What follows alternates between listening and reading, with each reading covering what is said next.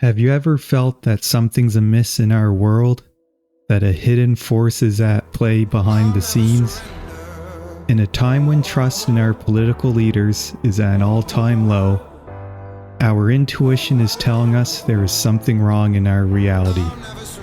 Yet we cannot pinpoint exactly what is wrong. As the great Manly P. Hall once said, "It's not the wrath of the Almighty, but the stupidity of man that is causing most of the trouble." This podcast is not about personal gain or fortune.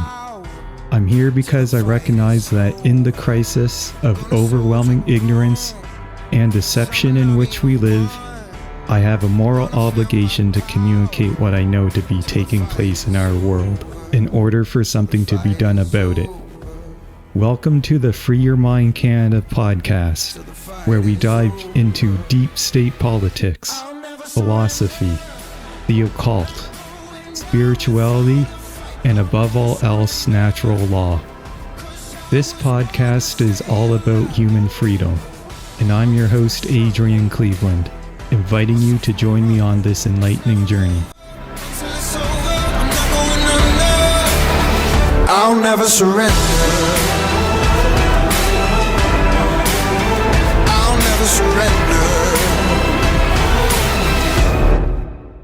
I'll never surrender.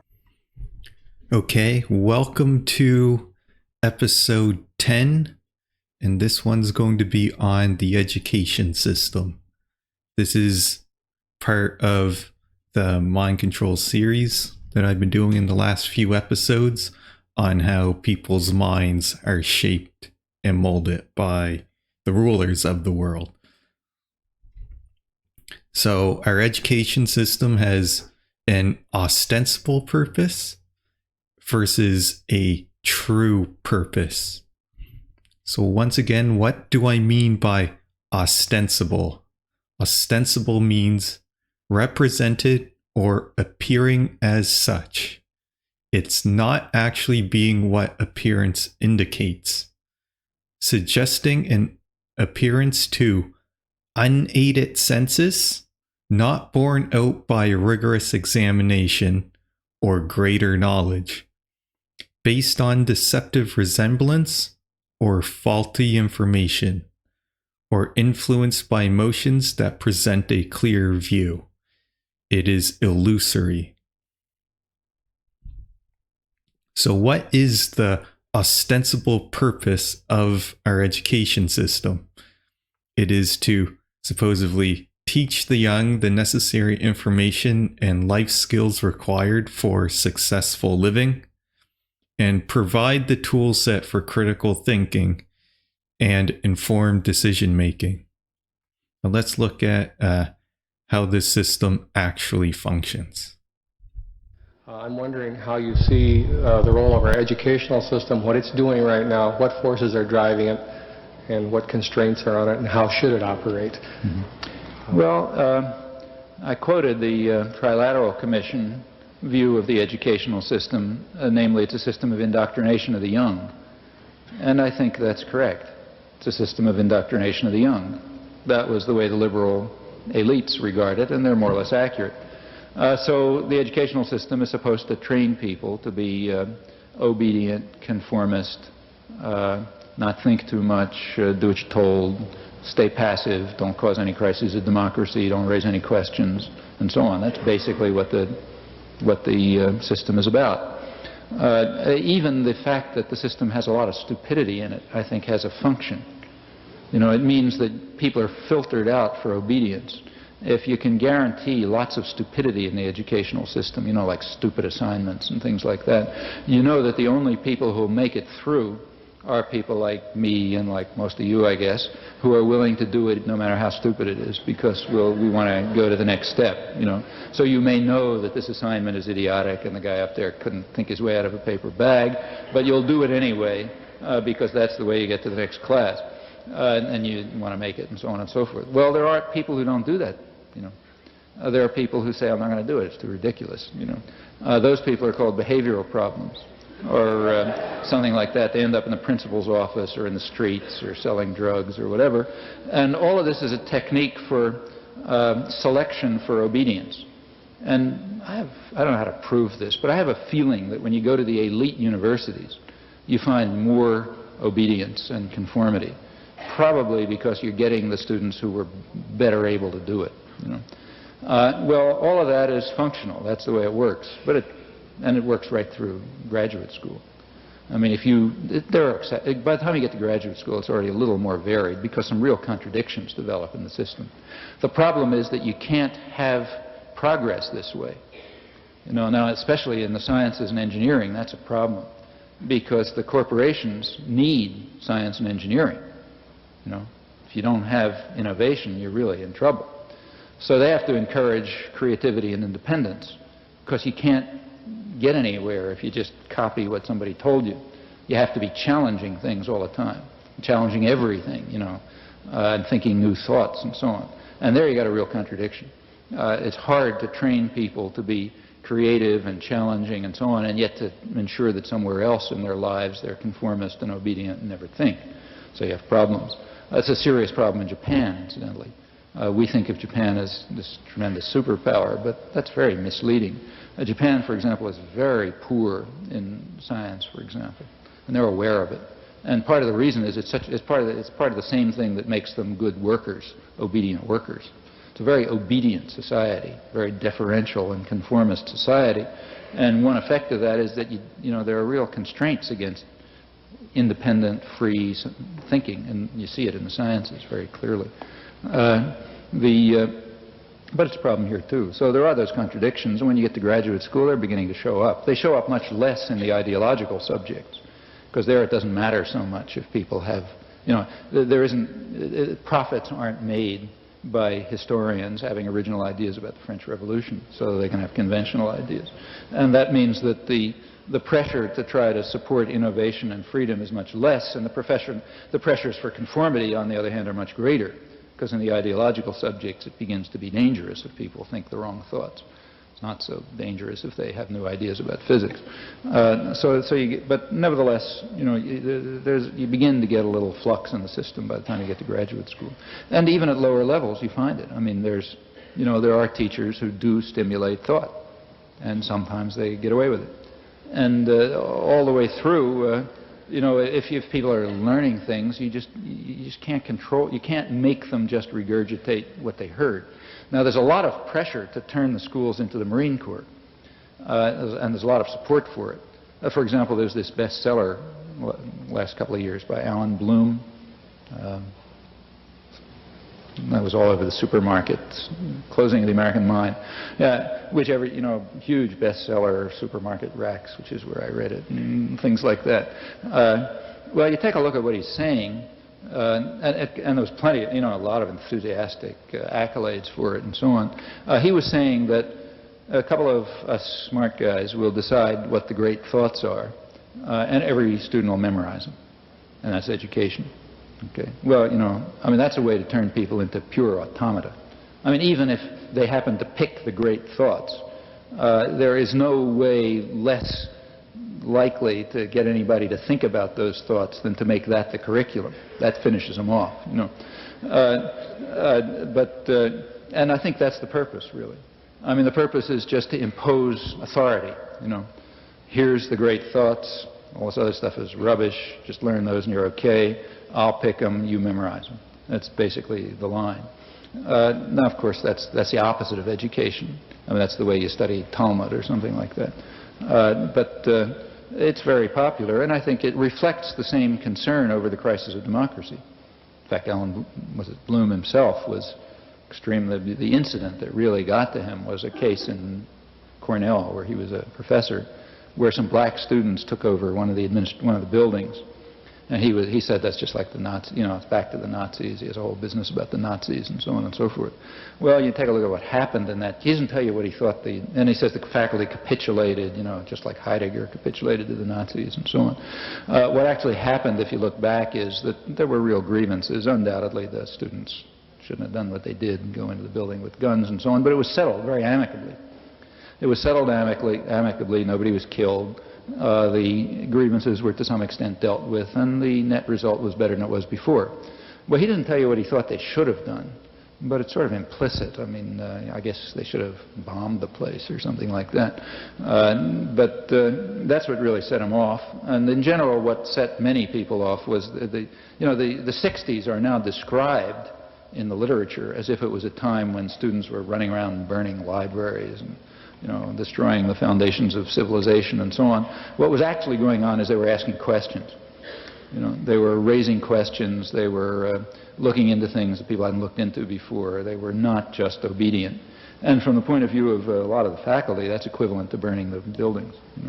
You can't, that small distinction, you can't make that.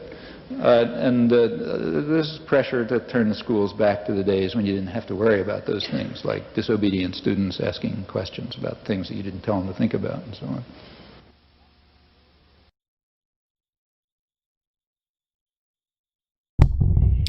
That's Noam Chomsky explaining how the education system is a system of control and conformity, and it's not there to produce free thinkers. And it's a part of the crisis of democracy that the ruling technocrats will determine how society should be made and function, and nobody else think for themselves. So once again, goes back to our first episode on understanding the crisis of democracy. So the current American school system took root around the turn of the century. In 1903, John D. Rockefeller, here we go again, the Rockefellers, oil tycoon monopolists, became members of the central bank. So here's the bankers again, and their non-governmental organizations creating institutions. So in 1903, John D. Rockefeller founded the General Education Board, which provided major funding for schools across the country and was especially active in promoting the state-controlled public school system. So we have the Rockefeller Education Board in 1915. The General Education Board was not interested in encouraging critical thinking. Rather, its focus was on organizing children and creating reliable, predictable, obedient citizens. As award-winning former teacher John Gatto puts it, quote, "School was looked upon from the first part of the 20th century as a branch of industry and a tool of governance," end quote. The Rockefellers, along with other financial elite and their philanthropic organizations, such as the Gates, Carnegies, and Vanderbilts, have been able to mold society by funding and pushing compulsory state schooling for the masses.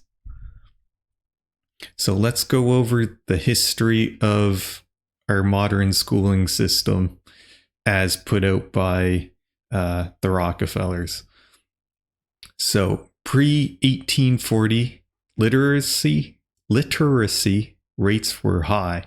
Schools were predominantly private and locally controlled. Up until 1840s, the American school system was mainly private, decentralized, and homeschooling was common. Americans were well educated and literacy rates were high. 1852, Massachusetts passes first mandatory attendance law. 1902, John D. Rockefeller creates the General Education Board at the ultimate cost of $129 million. The General Education Board provided major funding for schools across the nation and was very influential in shaping the current school system. 1905, Carnegie Foundation for the Advancement of Teaching is founded. 1906, NEA becomes a federally chartered organization. So in 1913, Frederick T. Gates, director of charity for the Rockefeller Foundation, wrote in the Country School of Tomorrow, and quote, In our dream, we have limitless resources, and the people yield themselves with perfect docility to our molding hand. The present educational conventions fade from our minds, and unhampered by tradition, we work our own goodwill upon a grateful and responsive rural folk. We shall not try to make these people or any of their children into philosophers or men of learning or of science. We are not to raise up among them authors, orators, poets, or men of letters. We shall not search for embryo great artists, painters, musicians, nor will we cherish even the humbler ambition to rise up from among them lawyers, doctors, preachers, statesmen, of whom we now have ample supply. End quote. In 1914, the NEA, so the National Education Association, is alarmed by the activity of the Carnegie and Rockefeller Foundations.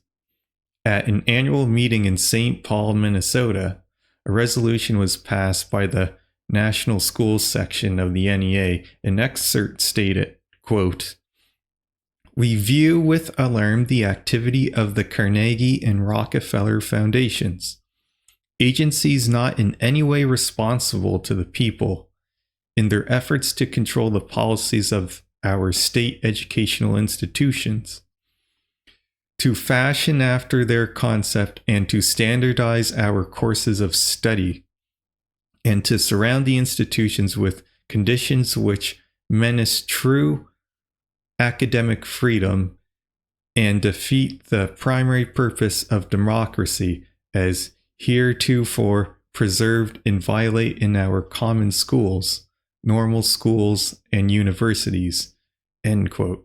So they're talking about being alarmed by how these NGOs of the wealthy, Carnegie and Rockefeller, are implementing their will within modern education rather than letting these schools be free to teach whatever academics they want. 1917, NEA recognizes and moves to Washington, D.C. The NEA is the largest labor union in the U.S., representing public school teachers and other school faculty and staff. It generally opposes merit pay, school vouchers, accountability reforms, and more. So this is another reason why our education system is so bad, because of unions protecting teachers, and even if they perform badly at their jobs. 1918, every state requires students to complete compulsory education.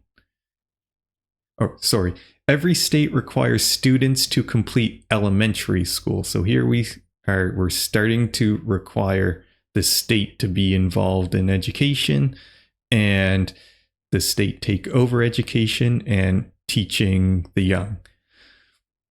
1932, quote, "The 8-year study was largely funded by the Carnegie Corporation of New York and the General Education Board.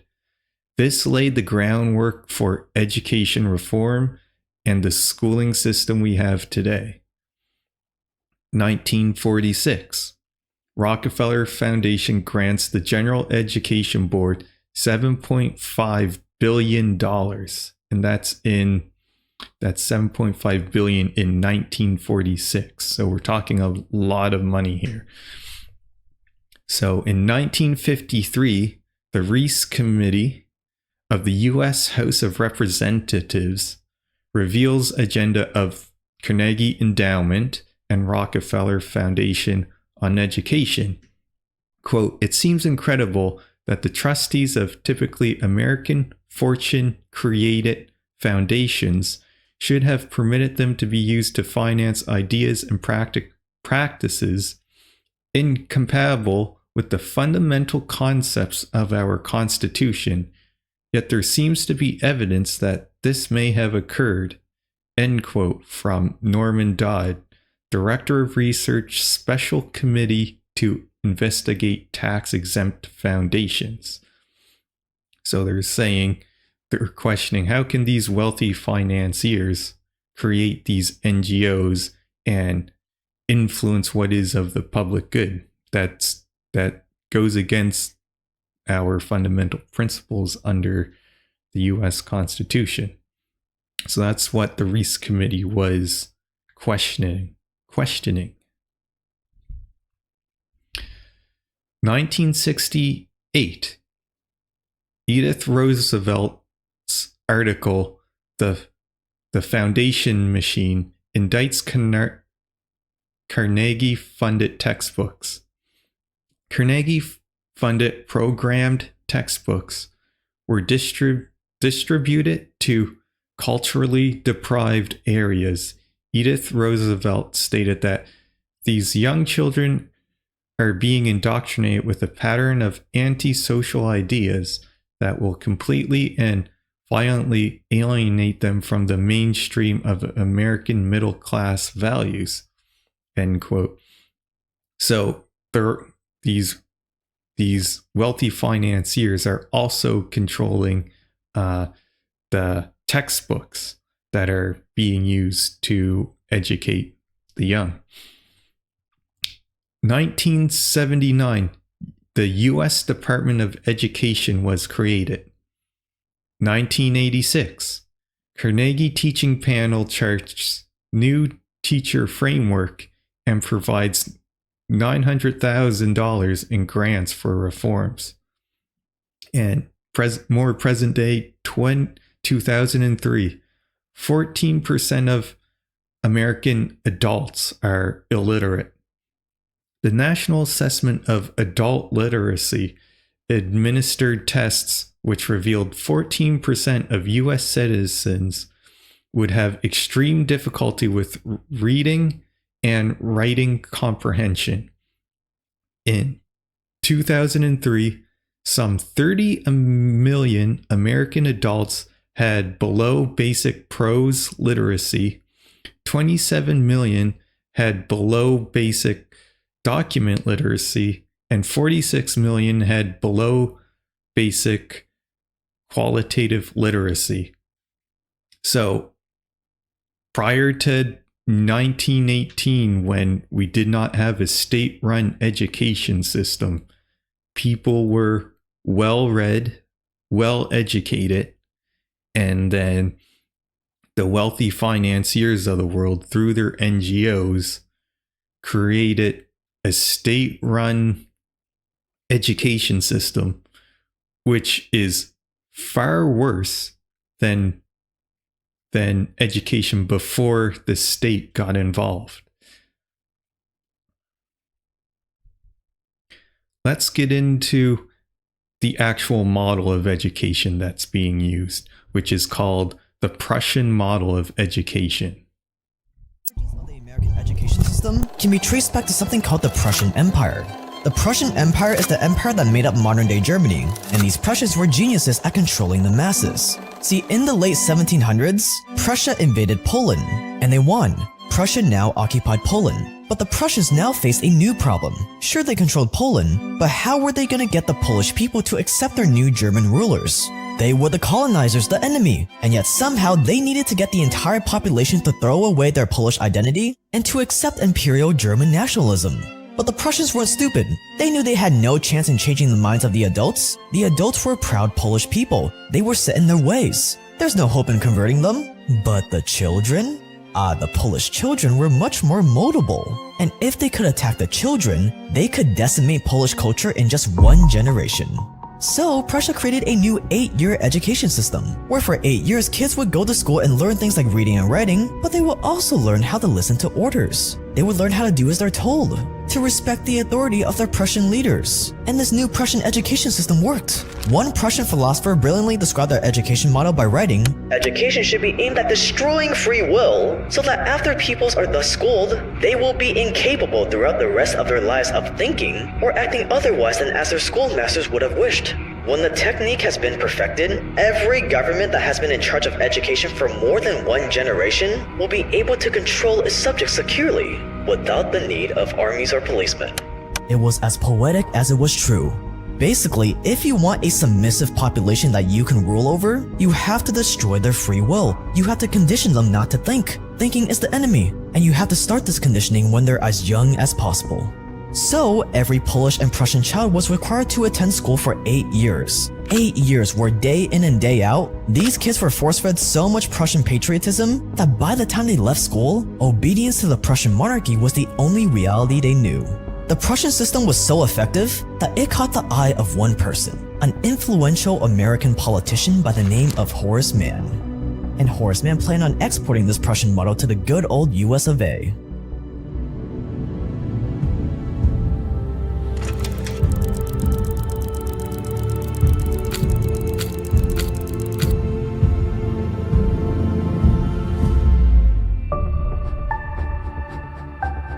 Horace Mann was passionate about reforming American education. It was his life's duty. So in 1843, he traveled across Europe visiting schools to get ideas. But no education system impressed him more than the Prussian model. To him, the Prussian model was a work of art. Here was the roadmap to molding children into anything the elite wanted. If the Prussian model could remove every single trace of Polish culture, what could it do for America? With the Prussian model, it wouldn't matter if kids were Protestant, Catholic, Black, an immigrant, Native American, or even atheists, because we would be able to permanently instill patriotism, duty, and hard work into all of them. And with Horace Mann's political influence, tax-funded public schools following the Prussian model slowly started popping up all over America. And slowly but surely, parents, teachers, those in charge, and society as a whole started to accept the Prussian model as the only sensible way to educate the youth. Instead of one big class, schools were divided into separate classes for kids of different ages. Horace also wanted mainly women to be the teachers, which is why women dominate the teaching field today. Teachers were even sent to Prussia to learn firsthand how their system worked. Authorities bought into the Prussian model so much that by 1864, Congress made it illegal for Native American kids to be taught in their native languages. Instead, they were sent to faraway boarding schools so teachers could kill the Indian to save the man. By the end of the 1800s, the Prussian model had taken over America. And by 1900, almost every American state made public school mandatory, meaning that you had to give up your kid to the states or get the kid taken away from you and thrown in prison. Horace Mann changed the face of American public education forever, but the public school system wasn't in its final form yet, because as much as the Prussian model did wonders for the government, it still didn't do much for businessmen like you. And as John D. Rockefeller, you also saw the power of the Prussian model on the masses, and you planned on systematically infiltrating it.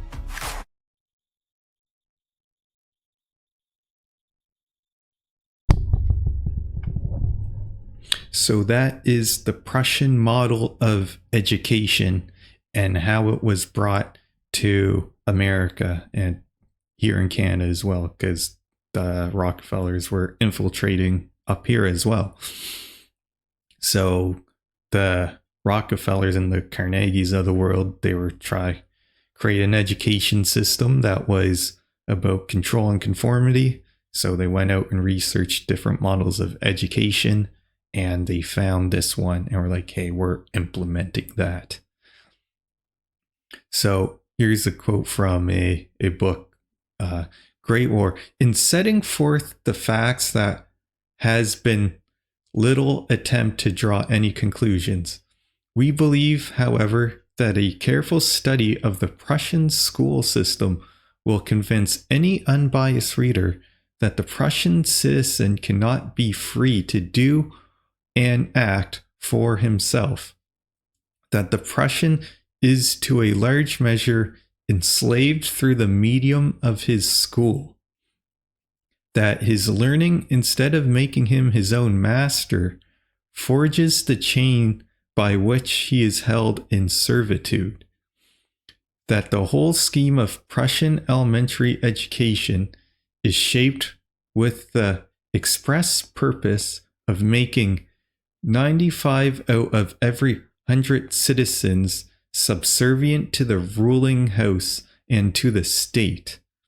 The elementary schools of Prussia have been fashioned so as to make spiritual and intellectual slaves of the lower classes. That's by the Prussian Elementary Schools by Thomas Alexander.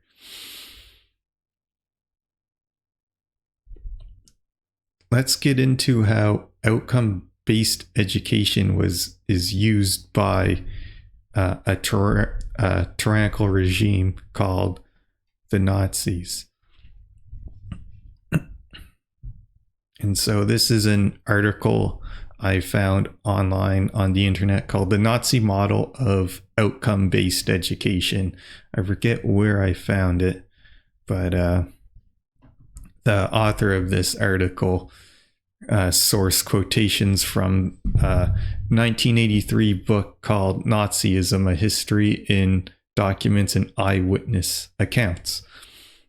So let's go over some of the aspects of their schooling system, and you as the viewer can think, can I draw parallels to what the Nazis were doing under their education program, and is that happening in our schooling system today?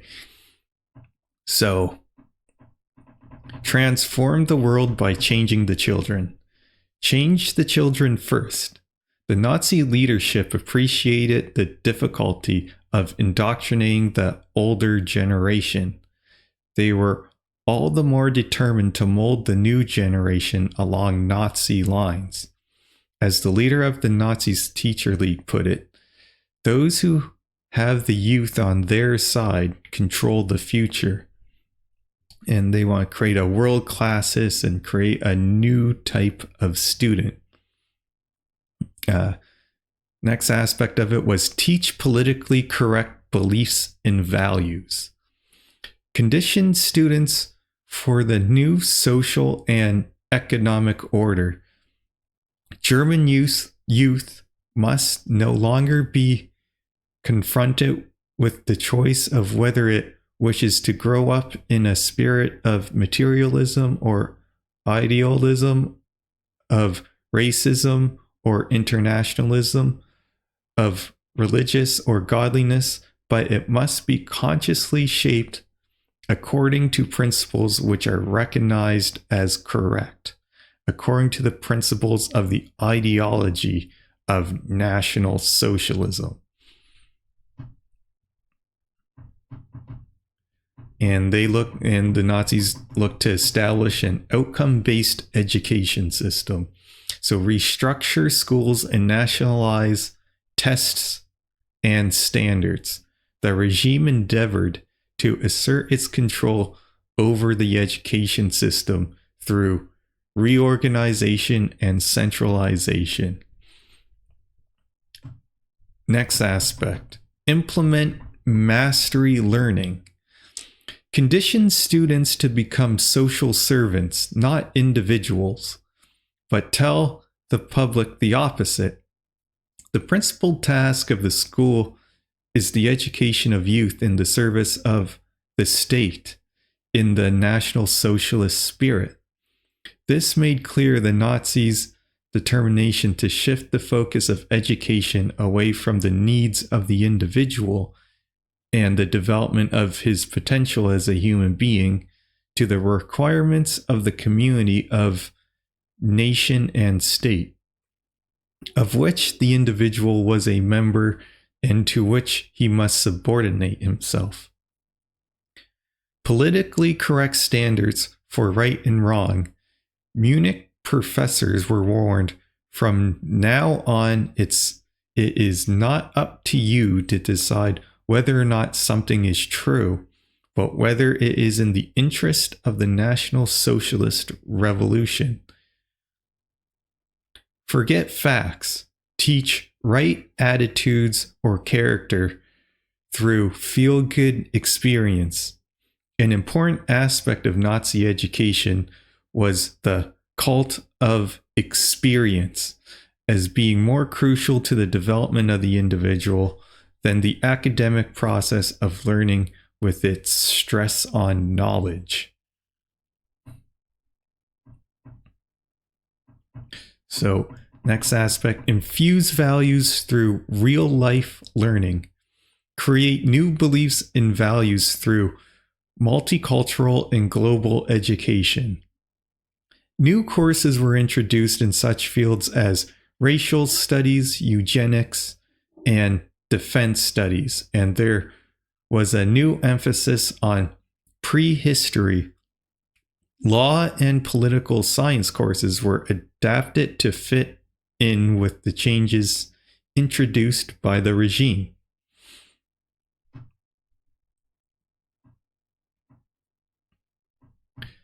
Next aspect, revise history. In addition to controlling and indoctrinating the teaching profession, reorganizing the education system, and establishing new elite schools, the regime sought to influence youth through the context of what was taught in schools. Relevance and historical revision. The course of history must not appear to our young people as a chronicle which strings events together indiscriminately, but as in a play, only the important events, those which have a major impact on life, should be restrained. Next aspect of this education system, retrain the teachers. First, indoctrinate teachers. The real task of the NSLB is to create the new German educator in the spirit of National Socialism. It is being carried out with the same methods with which the movement has conquered the whole nation: indoctrination and propaganda. Certified compliant teachers. The Nazi Party realized they could do little with the existing professors if they outwardly conformed. They concentrated, therefore, on trying to transform the profession by controlling entry and promotion within it through process of political indoctrination. The oppressive tactics of the NEA. Teachers were, however, also subject to control from their professional association. The National Socialist Teachers League, it expanded through a mixture of propaganda and intimidation. The main functions of the NSLB were, first, the provision of reports on the political reliability of teachers for appointments and promotions, and secondly, the ideological indoctrination of teachers. Conform or resign. Most academics were either apolitical or approved of at least some aspects of the regime. Those who did not were either forced out or intimidated into silence. So, silence the opposition, block the negative influence of parents and traditional culture. So we're talking about an education system where no longer the parents have a say in what beliefs or what is taught to their child. Punish parents who protect their children from state indoctrination. A legal guardian will be liable to a fine or to imprisonment if he deliberately contravenes the stipulation of this decree. This is the stipulation under a law called Registration for Hitler Youth. Private schools and denominational schools gradually succumbed to various pressures. The loss of government subsidies or tax concessions did that. So we're talking about a system that has all aspects of control. They want to control how children are educated. So they come up with a different belief system in the National Socialist model. They indoctrinate the teachers, and they make sure teachers are certified in teaching what they want taught. And if you don't conform, there's a whole list of methods and tactics they have to ensure that you conform to the system. So I'm sure you can draw parallels to our system today as to, hey, this looks exactly like the way the Nazis educated their young. That's what we're doing today.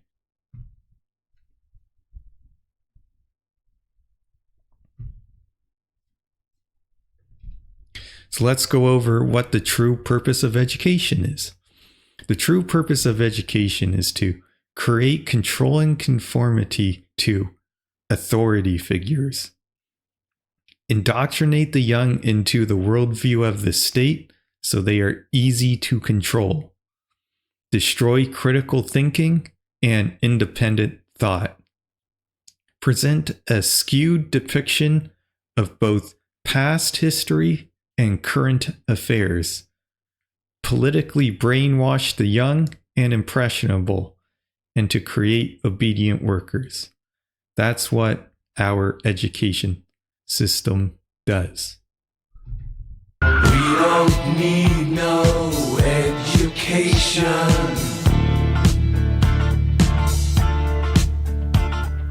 We don't need no thought control.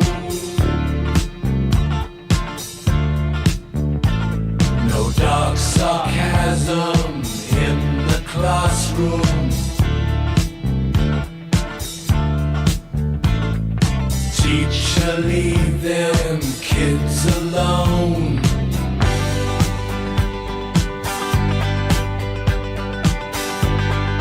Hey, teacher, leave them kids alone. All in all, it's just another brick in the wall. All in all, you're just another brick in the wall. We don't need no education. If you don't eat your meat, you can't have any pudding. We don't need no school control. How can you have any pudding if you don't eat your meat? Stop sarcasm in the classroom. Yes, you laddie. Poems, everybody. The laddie reckons himself a poet. Just leave the kids alone.